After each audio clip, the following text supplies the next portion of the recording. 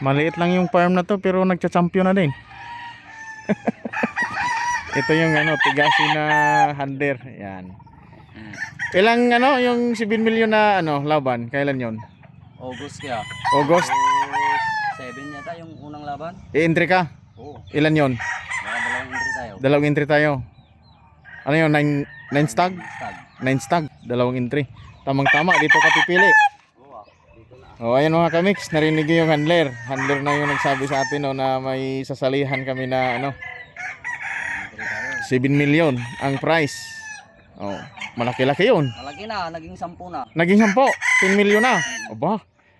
So, pipili ka sa kinuha natin galing sa Cavite. Oh, ganda ng mga manok mga kamix. Andito pala tayo sa RE Game Farm. Ito yung mga manok. Papakita ko sa inyo yung mga manok ni RE Game Farm. So ito siya. Yan. At ipakita ko sa inyo yung galing sa Cavite, yung kinuha namin. Puntahan natin doon yung yung handler. Yan o. Uy.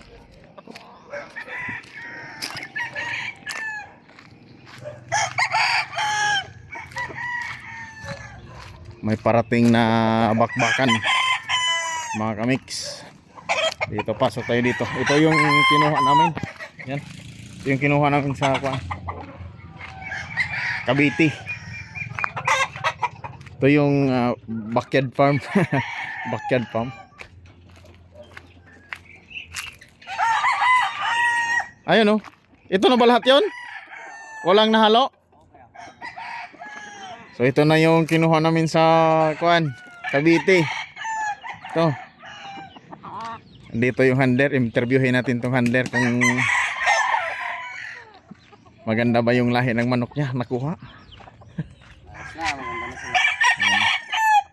Kumusta boss? Naka-recover na mga katawan. Naka-recover na? Ilang araw na to mula nung kinuha natin? 2 weeks na yata kuya. 2 weeks na no? Ilang piraso na to? 45 kuya. 45 piraso no? 45 piraso. Ano, may napili ka na? Wala pa. Wala pa?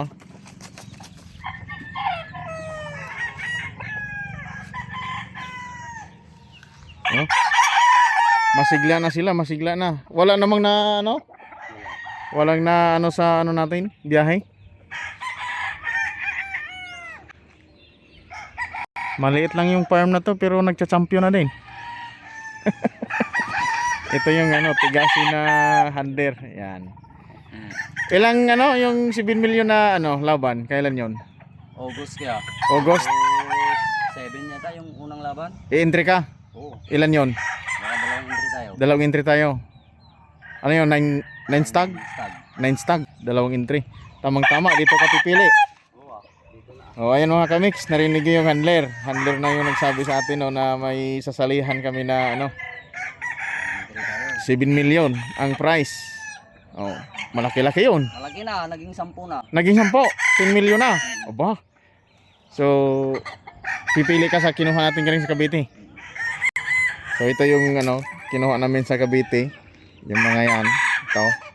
So ito yung pipilian niya. Para sa dalawang entry sa 10 million. August? August 7 yan. August 7. So maganda yan. Ma-prepare. Ilang days naman yung mo nito? Preparation. 1 month. Ha? 1 month. 1 month. Yun. 1 month. Para sure ball yung galawan ng manok.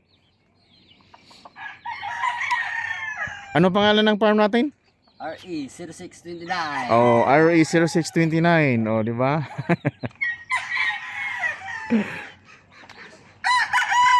Owner, Richard Tagaka. Ayan lang yung pinuntahan namin guys sa mga kamix sa Cavite. Oh, di ba? Manok lang yung pinuntahan namin ng Cavite. Nakarating ng Ilocos Norte. So, abangan nyo, update natin tong yung parating na laban, bakbakan. Oh, 9 stag, 10 million ang price. Uy, wow, pag nakatsamba ka nun. Ha? Pag nakatsamba ka nun, milyonaryo ka. Naku, biglang maging milyonaryo to handler ni RA. Pag nakatsamba.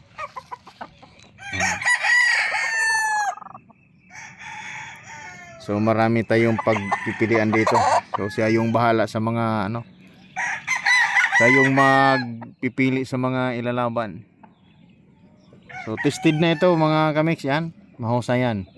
Simple-simple lang yan pero nagpapachampion na ng mga ano yan. Pumupunta na ng Araneta Coliseum yan. Nakikilaban yan doon.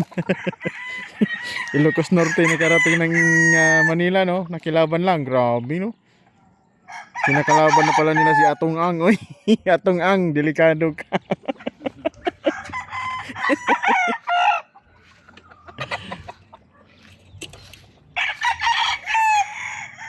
Yung nandoon, hindi kasi silik doon lahat dito. Matatanda na yan. Ay pangkak na 'yon.